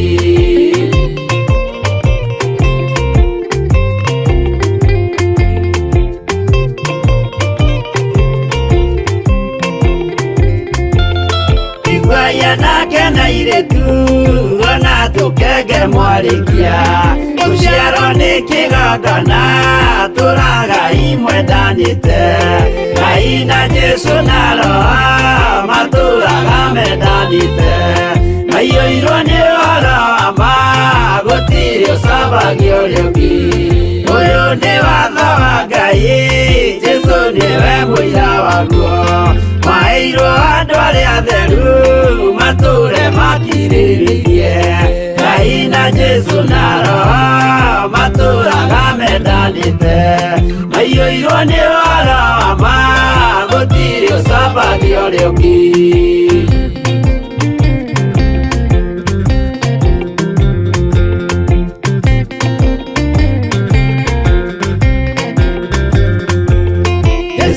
tũmwo watho cia matũũrire mengoro ĩmwe tondũ othe nĩmeninĩire ũgĩ ũrĩa wamũciarire Ngai na Jesu na Roho matũũraga mendanĩte maiyũirwo nĩ ũhoro wa ma gũtirĩ ũcambagia ũrĩa ũngĩ arĩa maregire Ngai makĩiya maathani make magatongorio nĩ mwĩrĩ metagwo thũ nĩ Jehova Ngai na Jesu na Roho matũũraga mendanĩte maiyũirwo nĩ ũhoro wa ma gũtirĩ ũcambagia ũrĩa ũngĩ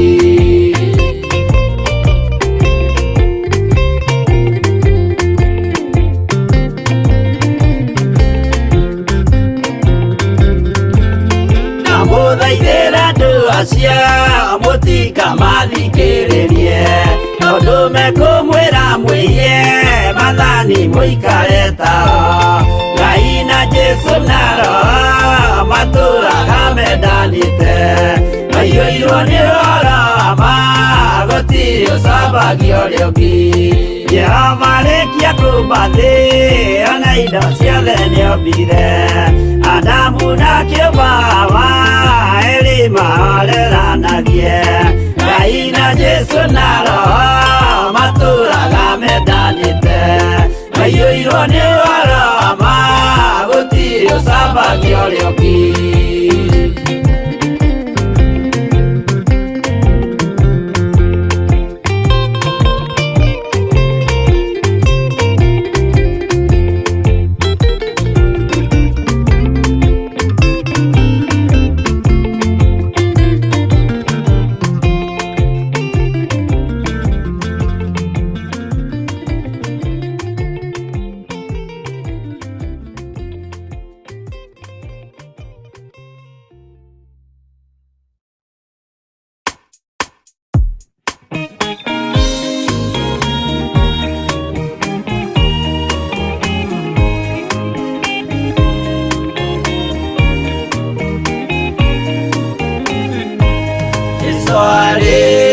kwambo atumwo 12 hatirĩ watithirie kana acoke na thutha momĩrĩirie mũno marute andũ njĩra ya muoyo nĩ mũtharaba rĩturwo hwa-ini nĩ mũthamaki Nero Paulo mũira wa ma akĩrekwo mũtwe momĩrĩirie mũno marute andũ njĩra ya muoyo nĩ mũtharaba Anderea ohirwo na mĩnyororo ina moko na magũrũ mũtĩ igũrũ agĩkua momĩrĩirie mũno marute andũ njĩra ya muoyo nĩ mũtharaba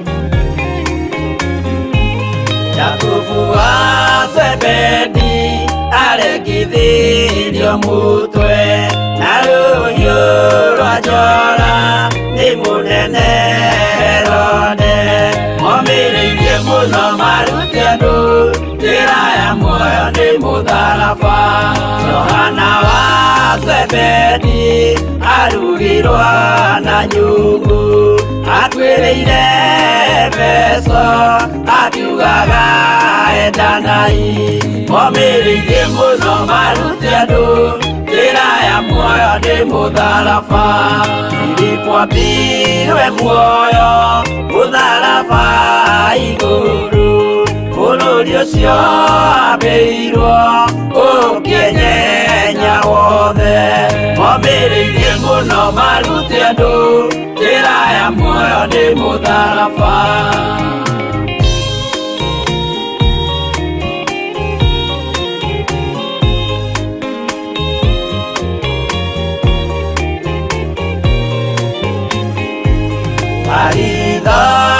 Mayo ahũrirwo na mĩtĩ na gĩthĩnjwo muoyo akĩrekwo mũtwe momĩrĩirie mũno marute andũ njĩra ya muoyo nĩ mũtharaba gũkua gwake athecirwo na itimũ na kĩrathwo na mĩguĩ akĩũragwo na maiga momĩrĩirie mũno marute andũ njĩra ya muoyo nĩ mũtharaba Mathayo akorirwo nĩ thigari agĩthoma watho wa igongona akĩũragwo na itimũ momĩrĩirie mũno marute andũ njĩra ya muoyo nĩ mũtharaba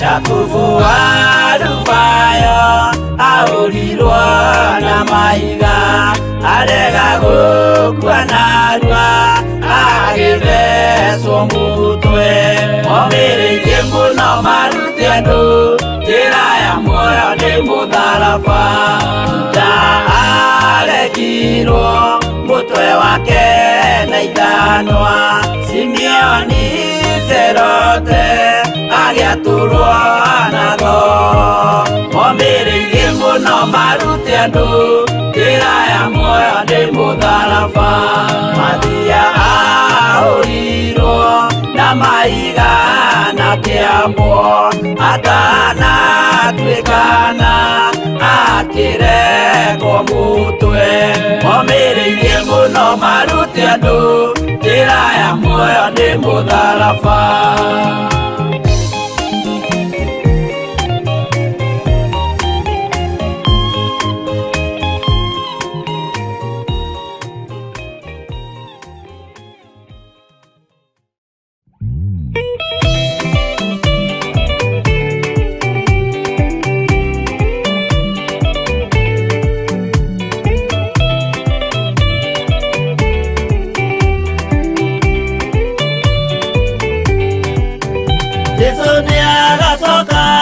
muthi no kuruta sidana kioto na inyuĩ mũgacokia ũhoro ũrĩkũ mbere ya gĩtĩ kĩa ũhonokio nĩakongania rĩothe mamwĩhokete amaige guoko-inĩ kwa ũrĩo eki-ũũru nao nĩmakaingatwo na Saitani wao hamwe gũtirĩ gĩtonga kana mũthĩni gũtirĩ mũthamaki ũgathurwo ithuothe tũgakorwo twĩ kĩndũ kĩmwe mbere ya gĩtĩ kĩa ũhonokio nĩakongania rĩothe mamwĩhokete amaige guoko-inĩ kwa ũrĩo mkale kinini ama tumbara aseme tu Kevi ama KEVVIS tu KEVVIS wengi wananijua tu KEVVIS lakini zote in full so obviously DJ mnajua ni DJ lakini hii si nini si ni Kevo tu umeunda majina nayo kwa lazima ushout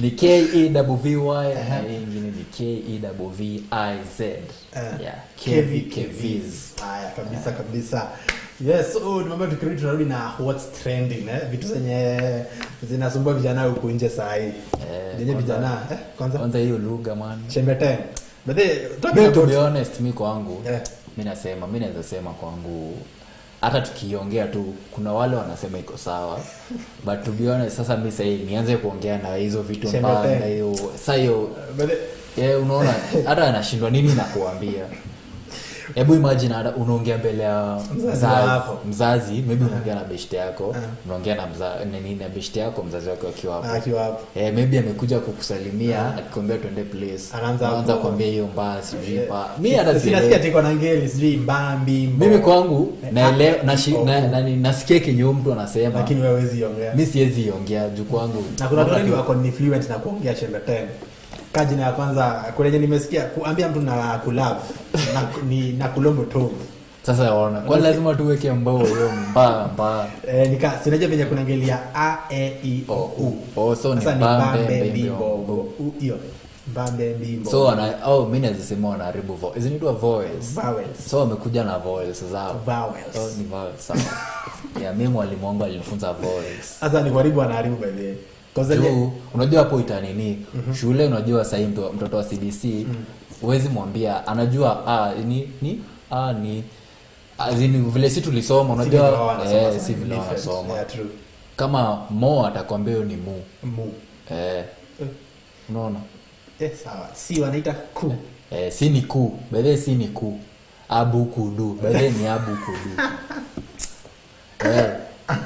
abu kudu so unaona ni abu kudu so mtoto uambia si anakuja si ni nini hebu kujua hapo hivyo home tuambie hii chembeteng wewe unaiona aje cause mimi yenyewe okay watu wanasema dimeriginate kutoka Kayole na Kayole yenyewe wameibadilisha imekuwa Kayombo Tole sasa unaona like wamechange kwanza imeongezewa mbao na to one thing to be honest sasa uende tu hata interview primary hata sivyo primary tu maybe tu mtoto mwenye amezoea tu kuongea tu hiyo lugha insha ataandika hiyo vitu sasa mwalimu wa kimark manzi anapata mbaya nina imagine an instance yenye mimi ni mwalimu niko shule mwalimu mtoto ameniandikia insha alafu napata na Kayombo hapo ama napata na mtoto akiniambia tulia kiamba tasi nikupanga tange mimi nitacheka tu kwanza juu lakini mimi kwangu naweza sema bado unaangalianga generation yenye si mbaya by the way ni si mbaya hiyo but kwa venye ina corrupt mind za watoto sasa ina corrupt juu sasa hata mtoi by the way mimi unaweza pata mtoi anakuongelesha hiyo kisiji kamba hiyo mimi siwezi iongea but naielewa kwanza kama leo nikikuja kazi nipata na mkapa akaniambia umekuja Tanga kashangaa ananiambia nini ati umekuja Tanga mpaka hata unashindwa ni kama unaambia unaenda Matanga manze nikamwambia hapana sijakuja Matanga nimekuja studio akaniambia hapana hii ni ile shego mpya akaniambia ni chembeteng lakini mkapa ilitabidi ametufunza na nimeona anaijua by then nisikia anaongea sana but anyway hiyo okay lugha kwao Simba kwa wenye wame invent si mbaya, but I think kuna venye na corrupt minds za watu sasa hivi venye wako chuo. Like me yenyewe siwezi enda kuongea mbele ya mzazi wangu. Wacha na mbele ya mzazi. Hata nikiwa na maarifa siwezi shinda bado kusema mbamba. Manze ni itakani kama nimetumia kakitu, unaona? Like ina sound it's more iko off. Anyway, that's part ni what's trending sasa hiyo ndio inasumbua vijana huko nje. Kitu kingine ni gani KEVVIS? Lakini kuna kitu moja bado yenye nimesahau. Hiyo ndio ningefaa kuanza nayo. The number one trending topic Kenya ni Mungu. Manze God ana trend kila mahali sasa. So trust yako yote weka kwa Mungu. Sasa God ana trend kila mahali. So trust yako yote weka kwa Mungu. Kitu kingine sasa ni sasa hivi venye nini sijui keyboard warriors wanasumbua watu sana. Like vijana huko nje wanapoteza self esteem yao. Jiawa si wenye inaitwa control mse. Unapata kijana amekuja hapo anajiaminia yeye ni musician. Ni kama okay last week kuna story ilikuwa kijana ndo ameanza music. Sasa kuna ngoma ametoa yake moja. Lakini unapata venye aliweka akiambia wase wa msupport. Kila mtu ako ati wewe labda tungeenda tukue mkulima. Mwingine ananiambia ati venye unaimba mpaka Steve Simple Boy yako sawa. Like unapata those kind of things. Let's try to embrace Kenya iko Kenya. Talent yenye iko Kenya let's try to embrace Kenya iko. Kwa sababu kuna venye mtu atakuja hapo yenyewe amekwambia niko na ngoma hapa hivi na hivi, hebu sikiza. Alafu uanze kumbea comments kama ati manze mimi niko napigia tu muziki gitaa. By the way kiniambia hivyo mwenyewe nitafeel mbaya. Honestly, wewe ukaniambia hiyo ngoma yako ni kama unapigia muziki gitaa. No. We don't do that here. Hiyo nayo hapana. Lakini hata mimi tukisema tu hapo mimi bwacha nijitumie kama example. Mi one day yangu ya kwanza kusema ati nime-release ka mix kangu kwa kwanza obviously kalikuwa ka dakika 20 hivi 30. Yes, alikuwa confident. Nilikuwa confident but siko nazitoa, nilikuwa na mix mob sana. Almost kama 30 hivi. But sasa kuzitoa tu hapo nje in public juu nilikuwa naona ulikuwa na feel kama utaambiwa hii ni nini alafu tena ni fupi ni za at least ilikuwa imefika 20 minutes nika 25 30 imeenda sana. I think ilikuwa 1 hour kama kitu kama that. Yako ndo mtu anza. Yes ni kweli mtu anza. But ulikuwa unaogopa venye utatroliwa na hata kupea mtu asikize. But the moment kuna someone close to me nikamwambia hapa niko na mix. Acha tulikuwa tu kwa gari nikamwambia sisi tunaenda tukisikizanga hii mix jini anani nikamwambia the mix ni yangu yenye mnasikiza. Akaniambia mc siko washasikiza. Akaniambia so hukutaka kuambia ni yako before asikize. Kwanza alisikia tu ngoma tu ya kwanza. Unajua ngoma ya kwanza mostly kama ndio iko trending ngoma tu ya kwanza tu akaniambia ngoma iko fiti. Ngoma ya kwanza nikamwambia hiyo mix ni yangu. Tukasikiza yote baka ikaisha kanzo kuna zingine. Nikamwambia hata nikatolea simu connect hapo aux hiyo cable iko hapo. Sasa ulipata confident yako after sasa watu wamesha aliniambia walikuwa sawa, yule akaniambia mix yako iko fit na ukiendelea hivi kuna website mingi unaweza rusha kadhaa una upload uko kadhaa na sasa uko sawa. So wewe ndio hapa kuambia mtu sikiza mix ni yangu. Tunasonga tukisonga. Unajua unaanzianga tu pale. Kuna ile tu mimi kwanza for me nini before nipeleke kitu kama in public. Naweza kuja kwanza nikuulize na manzi kitu hata sitakwambia ati nataka kuipeleka. Mimi by the time niulize watu wawili watatu hii kitu iko aje na hizo nitaona kama wamekubali acha nipeleke huko nje. But mimi najiongelea mimi mwenyewe. Maybe kwa hapo wewe maybe ni mtu obviously hizi vitu hazikujangi unajua watu wengi wanataka kuwa fame ikujangi tu hivyo vile rahisi. Lazima kuna ule mwenye ataku appreciate, kuna mwenye atakutandika hauko sawa hata kidogo. Anakuambia huyu wewe bado wewe unafanya hadi rudi huko kwa market kwanza uji nini grow rudi kwa drawing board. Fikiria maisha yako kwanza. Ukishafika mali si tu huko ndio nini bado usikufe moyo. Bado kama wewe ni mtu unataka kunini unajua wezi kuna mtu utamwambia we relax pitia chini tu usikuje kwanza juu kwanza. Juu obviously ukipanda juu naambia yangu mpanda ngazi ushuka tu. The moment umeenda tu juu once kurudi chini na kuanga haraka sana. So step by step trust the process. yeah, always track the process pole pole tu. Acha na tena usitumie shortcut. Vijana si tunapenda shortcut. Obvious unaona saka huyo kijana aliambiwa hivyo, ingepata sasa yeye sai obvious hizi tumia shortcut hata kama angeweza kutumia. Sasa yeye amerudi zero. Sasa amerudi zero by the way. Anasema so hata ni nini nilikuwa nafanya. So kuanzisha sina talent. So akiweza kosa msee wa kumuongelesha. So unaona maybe ni a next musician mwenye angekuwa ana train. Maybe kuna the songs zenye anaimba maybe ziko na message kama ni but I think kama angekuwa wa secular wangemu appreciate zaidi. Unajua ni mzee wa ni gospel. So I think walikuwa zile za huyu anasema nini. Yeah, but because siku hizi by the way, gospel songs zimekuwa nika makelele kwa watu wengine. Mzee kuna mzee ukimekea gospel manzi mpaka nikane za bleed masikio. Hataki kusikia kijiko hapo ndani. Lakini mzee mwingine unapata ndo umemwekea tu hapo hivyo kasonge kaende, mzee ako nayo mbaya sana mpaka anarukaruka. Alafu siku ya shida unampatanga yule jamaa hajasikia akisikiza worship unastahili na mzee hajasikiza. Sasa hiyo kwanza ndo analikira yake yote. Mpata hadi Sunday anaenda hadi first service na anakadi second service.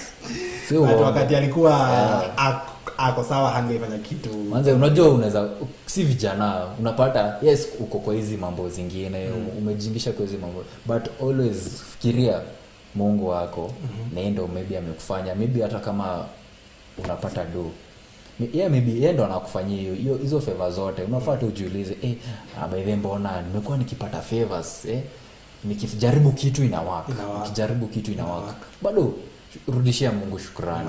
Juu yeye ndo alikuleta hii dunia, alijua mbona alikuwa alitaka ukue hapa. So rudishia Mungu shukrani na kuna mweka mbele kwa kila kitu ambacho unafanya. Hata kama niyo kidogo appreciate, mshukuru. Hata kama niyo mingi shukuru tu bado. Juu bado ni kusonga, tunasonga, bado tuna nini ni kusonga tu. So before tumalize part ya what's trending, kitu moja mwisho sahi hata kitu yenye na trend sana kabisa bado in Kenya actually bado ni politics. Vijana msikubali kutumika kama chombo cha vita kwa politics.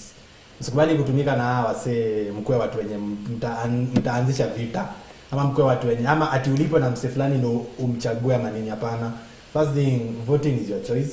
Na voting pia ni right yako. Like it's something unafaa ku exercise. It's your right by the way. Kama ujui now you know. Voting is your right. Like vote bana. Wewe kama unataka vote. But ukienda hapo vote wisely. You know, usikubali kutumika na politicians kufanya vitu zenye zitaleta vita Kenya. Ama maybe spread chuki kuhusiana na mse mwingine. Wacha usikue influenced kufanya vitu kama hizo. Ati unataka kufanya hivi na hivi juu hivi na hapana. Wewe achana nayo kabisa. Hiyo nayo achana nayo. Politics na hizo stories za vita because nibanga saizi inaitwa politics. Say they can do anything for you to choose them but we kuwa wise. Kama kijana tulikuwa hapa tukienda venye 27 kulienda. Tusitake kitu ijirudie tena. So wewe kijana ukiwa hivyo wewe hata kama utapata hiyo roabe but hata usiichukue achana nayo inakusaidia na haitakusaidia haida kitu kwa life yako achana nayo hata tupatiwe hiyo tu so ndio tutoe vita wachana nayo wewe live life yako fiti stories za nini waachana nazo kabisa. So hapo ndo tutafungia part ya what's trending. Alafu kitu kingine bado tukiendelea hapo tu hapo nini kwa politics. Sasa ndio ile moment yenye tunafaa kuwa so much close kwa Mungu juu si ati hapo nini like unaombea nchi yetu bado unajiombea mwenyewe juu wenyewe sasa ndio vitu mingi zi happen. Sasa a lot of things ndio zina happen. So unafaa uombe nchi yako, ombea tu kila mtu. Pia wewe bado ukiwa tu hapo always pray. Hata ukiweza fast. Juu unajua the moment the country iko kwa shida, pia uko kwa shida. True. Juu hauta grow, the country bado grow. So si tuombe. We pray for our country. Na na itakuwa tu fit. Tuombe amani. Let's pray for peace. So thank you sana. Hapo ndo tunamalizia segment ya what's trending. We take a short break then we'll be back with your comments tukikafunga hiyo design. Thank you sana.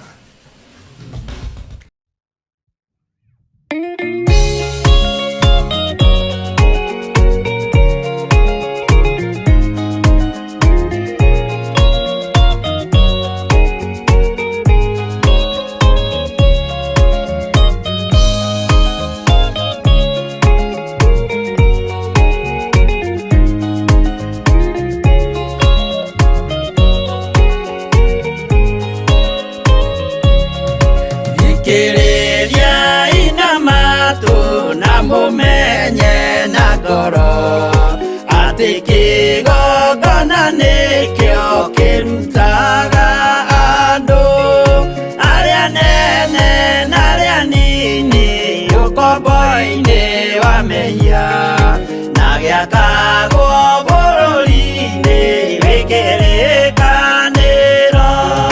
Kĩgongona gĩtũmaga andũ moime ũkombo-inĩ rĩrĩa makaĩra Ngai mamũng'etheire.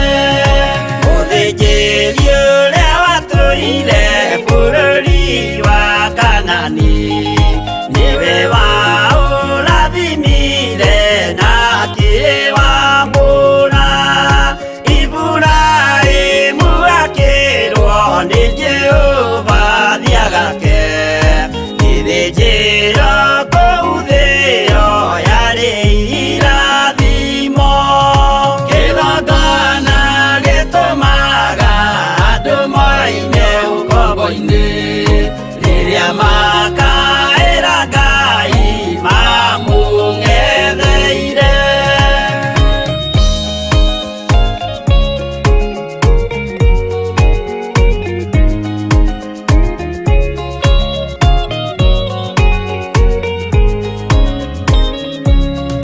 Hĩndĩ ĩrĩa Jakubu atũire kwa Labani nĩerirwo nĩ Ngai ambate Betheli harĩa eĩtĩire, akiuga we nĩegwakĩra Jehova gĩthĩnjĩro, akĩhanda igana gĩitĩrĩria maguta.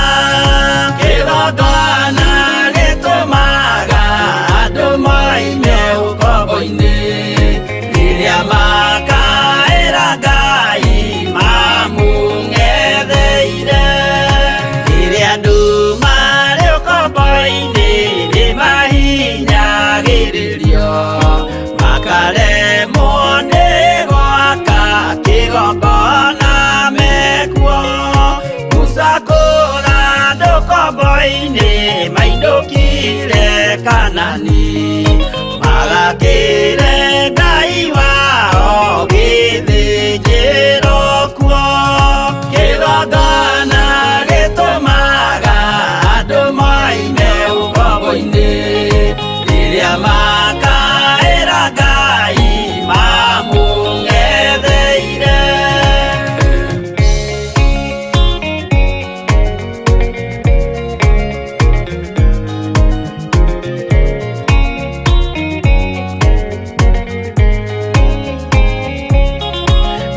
Jerusalemu yainagwo andũ othe magĩtahwo magĩtwarwo Babuloni magĩtũũra kuo. Mĩaka mĩrongo mũgwanja Ngai agĩconorithia Jerusalemu itũũra rĩake itheru. Kĩgongona gĩtũmaga andũ moime ũkombo-inĩ rĩrĩa makaĩra Ngai mamũng'etheire. Danieli akĩrĩra mũno akĩrĩrĩra mahĩtia na mehia ma mĩhĩrĩga 12. Jehova akĩra Danieli no mũhaka moime kuo magakĩre hekarũ thĩ ya irathĩro. Kĩgongona gĩtũmaga andũ moime ũkombo-inĩ rĩrĩa makaĩra Ngai mamũng'etheire.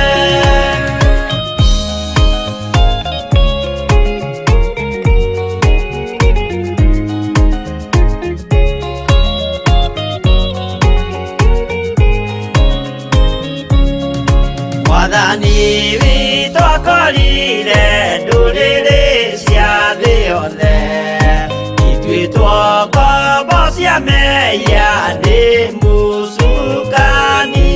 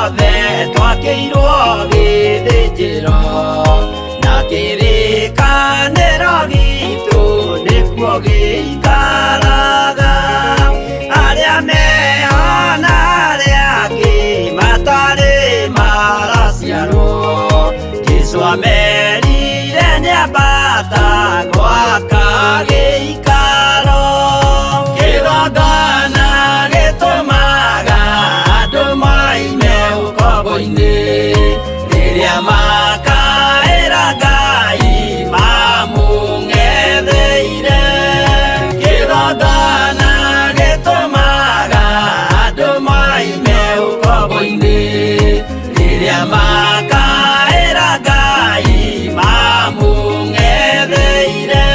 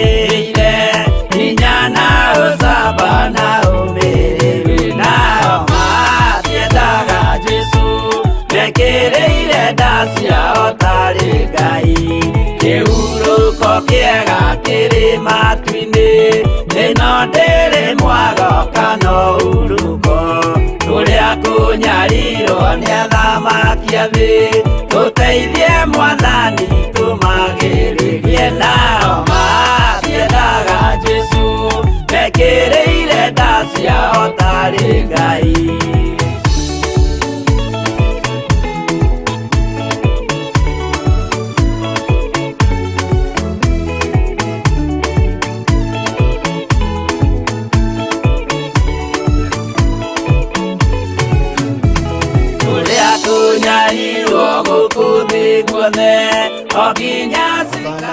Kama hujapokea basi ni mgonjwa.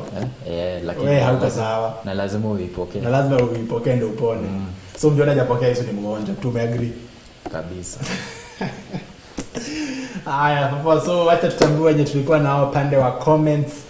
Kumbuka tulikuwa live pande wa Facebook na bado pia tulikuwa live pande wa YouTube, na tunashukuru sana sana kwa watu wenye wamekuwa na sisi since wenye tumeanza hadi sasa wakati tunakaribia. Nasikia wiki hii ni tangu wotiriha kumalizia. Kumalizia. Mpaka sasa wakati tunakaribia kumalizia, pande ya Facebook namuona Blessed Shiko unasema Githongori iko well represented. Asante sana. Keti Wanji unasema uko tuned in. Unasalimia hello DJ KEVVIS na Mjango. Hello to Keti Wanji. Hello to. Na kuona pia Baby Twinkle. Rachel. Okay. Rachel nienge sikumbuki. Baby Twinkle pia asante sana. Mungu akubariki. Unasema uko tuned. Hujasema pia uko tuned kutoka wapi, lakini Mungu akubariki. Pastor Dan Karanja unasema uko tuned in. Asante sana. Pia tunamuona Nancy Kamau, Lucy Nderitu, Blessed Son, Moshi Martin. Nyinyi wote tumeweza kuona, asanteni sana kwa nyote tumeweza kuwa na sisi. Mungu awabariki na azidi kuwatendea mema. Kumbuka kwanza tutakuwa tunapatana hapa each and every Saturday kuanzia saa 8 hadi saa hivi tunaenda kumalizia saa 10. Each and every day be ready to be entertained. Kaweka kijana pia kanze. Be ready pia kulearn kitu. Pia kuwa ready pia kukua inataka ngoja na Kiswahili. Unajua Kiswahili ni ngumu kuliko Kiswahili. Informed kwa Kiswahili ni kufahamishwa. Pia kwa ready kufahamishwa. Congratulations man. Ulipata nini Kiswahili KCSE? Mpata A. Hai, inaoni wao. Acha na confirm mimi siamini KEVVIS. So asanteni sana venye nimwambia tutakuanga hapa tunawa entertain, tunawa inform, pia tunawa educate, na above all tunawa fun, tuna get to communicate na nyinyi wote, na tunawaambia asanti sana. Kutoka kwangu kijana tall, dark and inspiring MC MAINA aka Mjango mwenyewe, nawaambia asante sana. Thank you so much. Till next Saturdays, Mungu awabariki. Hapa the one and only DJ KEVVIS. The mix lover. Niko hapa nashukuru Mungu sana kwa this opportunity na this moment ambayo ametupa. Tunaweza kuwa hapa ndani ya Theophilus TV MURATA Wagai. Na bado tunashukuru our Bishop John Gethiri na bado our Reverend Rachel Wakuria. Mungu awabariki sana, na bado all Theophilus fans ambao mnatutazama. Mungu awabariki sana. Na pia our cameraman. Karibu atupige Jumapili kumtaja. Tunamchanga Manueli. Kaka mwenyewe. ya Mungu awabariki sana. Ya tupatane next Saturday from 2 till 4 p.m. Mungu awabariki sana. And pia our producer namkumbuka Maureen Njoroge, Mungu pia kubariki na akuzidishie mema. Asante sana. I've been your host. Nimeshajisema. Yeah. So niache tu kuongea. Umejitaja. Lakini nijitaje tena. I've been your host MC JOHN.Yet, kijana tall, complexion ni dark. Alafu I'm not handsome, I'm inspiring. I am up until next Saturday. God bless you. Have a nice week. Na kesho watu waende kanisa. Tupatane kanisa kesho. Asante.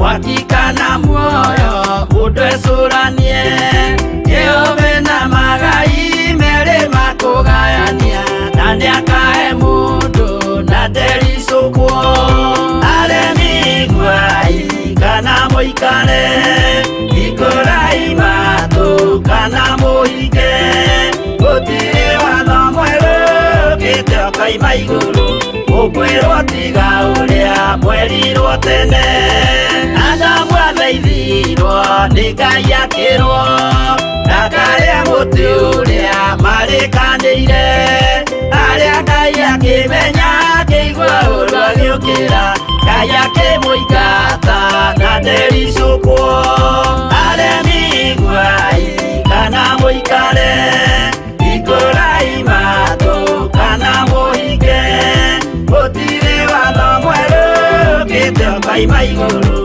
Ukwirwo tiga uria mwerirwo tene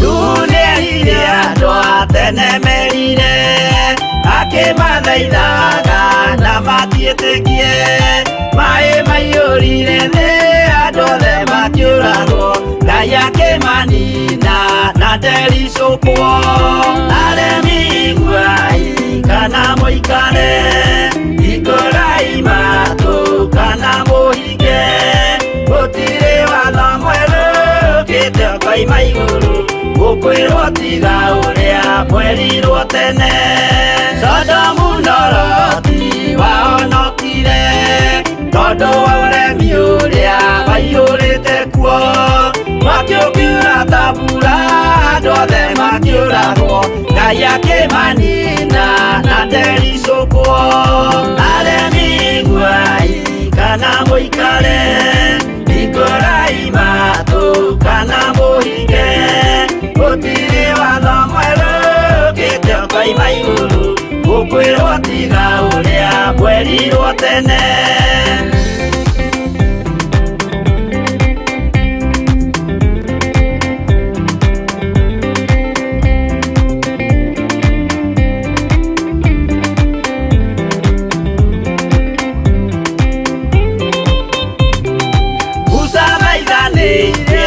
Isiraeli kwenye uvalilia matũrĩkĩte makĩrekerio nyoka werũ-inĩ makĩũragwo Ngai akĩmanina na ndericũkwo aremi gwai kana mũikare ikũrai matũ kana mũhinge gũtirĩ watho mwerũ ũkĩte ũkaima igũrũ ũkwĩrwo tiga ũrĩa mwerirwo tene naguo thiku rĩrĩa waikũrũkire Iburahĩmu oiga nĩawamũkĩra magendo na Ngai gacokire kwarana Ngai akĩmũrathima na ndericũkwo aremi gwai kana mũikare ikũrai matũ kana mũhinge gũtirĩ watho mwerũ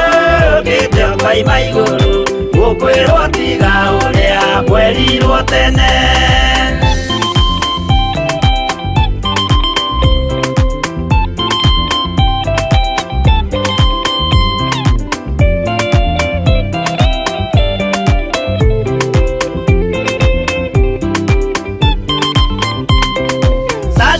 Kariria manyariragwo gĩthiku na wĩtĩkio ciahotanire, mwaki ũkĩagithio hinya watatũ makiumĩra, Ngai akĩmahonokia na ndericũkwo.